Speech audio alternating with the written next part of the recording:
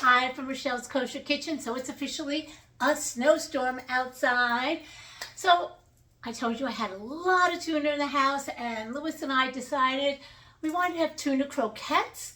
It just brings back such fond memories of when we were young. Our moms used to make tuna croquettes all the time. So real easy recipe tuna croquettes.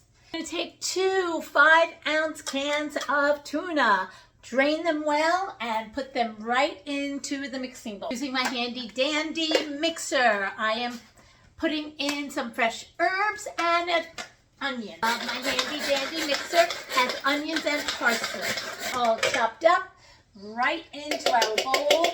Take 3 eggs, beat them before you put them into your tuna, along with some Dijon mustard, nice teaspoons, the juice of 1 lemon.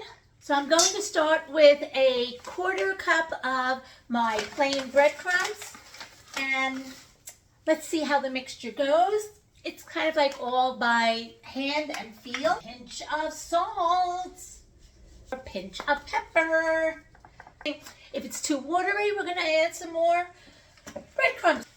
It's what I feel like it needs. Getting a nice thicker consistency, easier to form into a patty. Parchment paper, all ready, and we're going to just form them into patties. Move nicely in your hand and just shape them into a perfect little patty. Making 4 nice size patties just for Louis and I, so just for the 2 of us.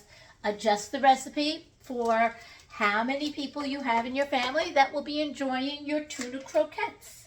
Let your tuna croquettes sit for about 15 minutes. Have prepared your breadcrumbs, salt and pepper, and your pan with your oil. We're going to fry them up. For the sauce, I put in 3 heaping tablespoons of sour cream and some nice amount of mustard. I'd say probably 2 squeezes. A tablespoon of capers. Our handy dandy, we are chopping up our dill. Add in your chopped dill, a pinch of salt, pinch of pepper. And just go ahead and give it a nice mixing. Have a nice creamy dill sauce, and we're just going to set that aside.